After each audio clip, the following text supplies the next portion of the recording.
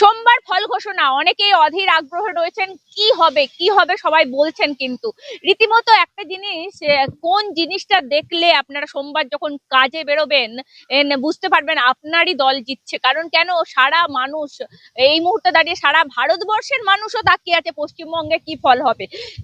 যেখানে বাঙালিরা রয়েছে, প্রবাসী বাঙালি থেকে শুরু করে সমস্ত, কিন্তু সোমবার কাজের দিন আপনারা প্রত্যেকেই বেরিয়ে যাবেন, কিন্তু সকালবেলা কোন ট্রেন্ডটা দেখে বুঝবেন আপনাদের দলই ক্ষমতায় আসতে চলেছে।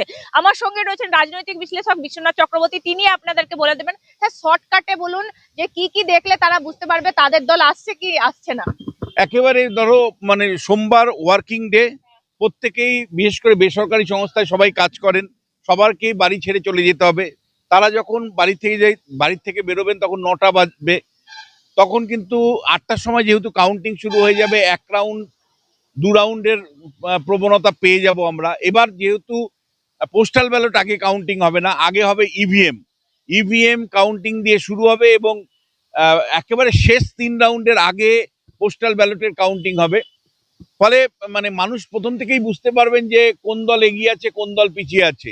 আপনারা জানেন যে ওপিনিয়ন পোল দুভাগে ভাগ হয়ে এসছে। বেশ কিছু ওপিনিয়ন পোল বিজেপির পক্ষ হয়ে বলছে সরকার গঠন করবে, আর বেশ কয়েকটা ওপিনিয়ন পোল আবার তৃণমূল কংগ্রেসের পক্ষে বলছে। তার ওপিনিয়ন পোলের বাইরেও রাজনৈতিক দলগুলো তাদের মতন করে দাবি করছে যে আমরাই সরকার গঠন করব। একটা হাই ভোল্টেজ নির্বাচন এবার দেখলো, 93% মানুষের অংশগ্রহণ দেখলো। ফলে মানে প্রত্যেকটা মানুষ, পশ্চিমবাংলায় প্রায় 100% মানুষ পশ্চিমবাংলা এবং পশ্চিমবাংলার বাইরে সারা বিশ্ব জুড়ে দেশের বিভিন্ন প্রান্তে সব মানে অপেক্ষা করে থাকবে যে এই ফলাফল কোন দিকে যাচ্ছে। তাদের মানে যারা যে দলকে সমর্থন করছেন সেই দলই জয়ী হবেন কি, তার মানে হয়তো সরাসরি দল করেন না, কিন্তু যাকে ভোট দিয়েছেন সেই কি জয়ী হতে যাচ্ছে। ফলে এই ভাবনা থেকেই কিন্তু সোমবার দিন তারা সকালবেলা টেলিভিশন খুলবেন বা ইউটিউব খুলবেন। আমি আপনাদেরকে বলবো যে সমস্ত হয়তো মানে ট্রেন্ড বসে দেখার মতন ক্ষমতা সুযোগ থাকবে না। যারা আমেরিকায় আছেন, যারা ব্রিটেনে আছে, যারা ফ্রান্সে আছেন, যারা পৃথিবীর বিভিন্ন প্রান্তে আপনারা আছেন, দেশের বিভিন্ন প্রান্তে আছেন, এমনকি পশ্চিমবাংলার বিভিন্ন প্রান্তে যারা আছেন, তাদেরকে অফিসে যেতে হবে, নিউ টাউনের অফিসে যেতে হবে, সেক্টর 5-এ যেতে হবে। আপনারা কোন কোন কনস্টিটুয়েন্সি গুলো দেখে বুঝতে পারবেন যে আপনার দল জিতছে না হারছে। আমি কয়েকটা কনস্টিটুয়েন্সি বলে দিচ্ছি। কোচবিহারে শীতলকুচি এবং সিতাই, আপনারা জলপাইগুড়ি রাজগঞ্জ, আপনারা যদি হেমতাবাদ কনস্টিটুয়েন্সি, করণদিঘি কনস্টিটুয়েন্সি, আপনারা কুমারগঞ্জ কনস্টিটুয়েন্সি দক্ষিণ দিনাজপুরের, আপনারা মালদার মানিকচক কনস্টিটুয়েন্সি, আপনারা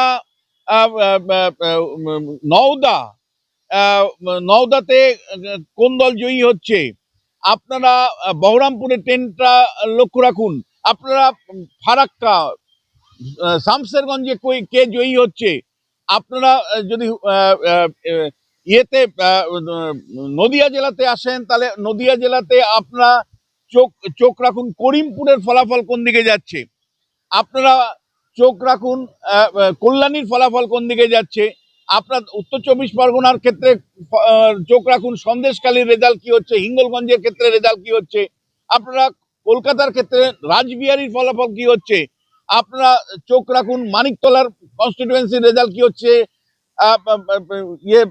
শ্যামপুরের রেজাল্ট কি হচ্ছে, আপনারা চোখ রাখুন সবচেয়ে হাই ভোল্টেজ যে ভবানীপুর, সেখানে সেই কনস্টিটুয়েন্সির রেজাল্ট কি হচ্ছে, জোড়াসাঁকোর রেজাল্ট কি হচ্ছে, দক্ষিণ 24 পরগনার ক্ষেত্রে কাকদ্বীপের রেজাল্ট কি আসছে, আপনার সাগরের কি রেজাল্ট পাচ্ছেন, আপনারা কি কোনো পরিবর্তন দেখতে পাচ্ছেন যে পশ্চিমের অর্থাৎ ক্যানিং পশ্চিমের কোন রকম প্রভাব দেখতে পাচ্ছেন, আপনারা সোনারপুর দক্ষিণের ট্রেন্ডটা দেখে রাখুন, প্রথম দুটো রাউন্ডে কি সোনারপুর দক্ষিণের কি ট্রেন্ড আসছে। একইভাবে হাওড়ার শ্যামপুর, বালি, উত্তর হাওড়ার রেজাল্ট কি আসছে, কি ধরনের প্রবণতা আসছে, পূর্ব মেদিনীপুরে পূর্ব পাঁশকুড়া, পশ্চিম পাঁশকুড়ার কি রেজাল্ট আপনারা পাচ্ছেন, পশ্চিম দাঁতনের রেজাল্ট কি আসছে, আপনারা দেবরার কি রেজাল্ট পাচ্ছেন, দাসপুরের কি রেজাল্ট পাচ্ছেন, ঘাটালের কি রেজাল্ট আপনাদের সামনে আসছে।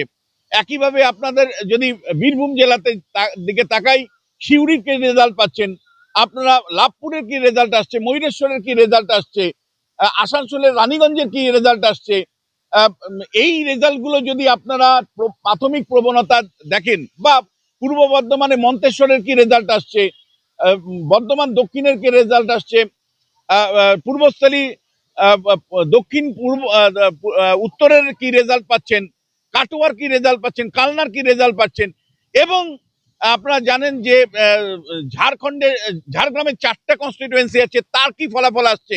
যদি দেখেন ফলাফল, অর্থাৎ এই ফলাফলগুলোতে আপনার দল এগিয়ে আছে, আপনার যে কোনো দল হতে পারে, যদি বিজেপি এগিয়ে থাকে বিজেপি সরকার গঠন করবে।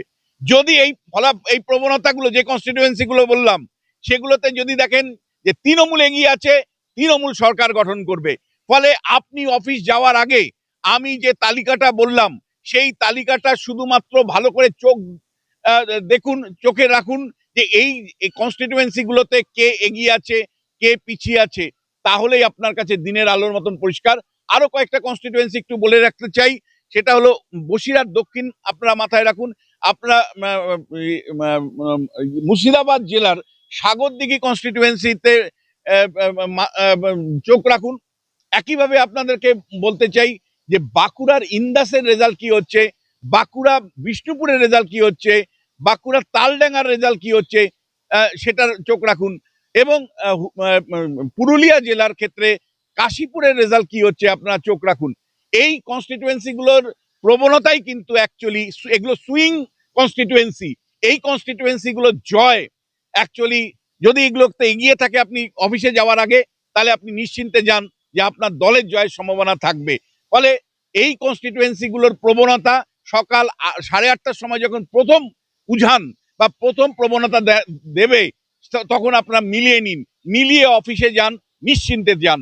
ফলে আপনার দল জয়ী হচ্ছে না পরাজিত হচ্ছে, এই সুইং কনস্টিটিউয়েন্সি গুলোর ফলাফলের বা প্রবণতার উপরেই নির্ভর করবে।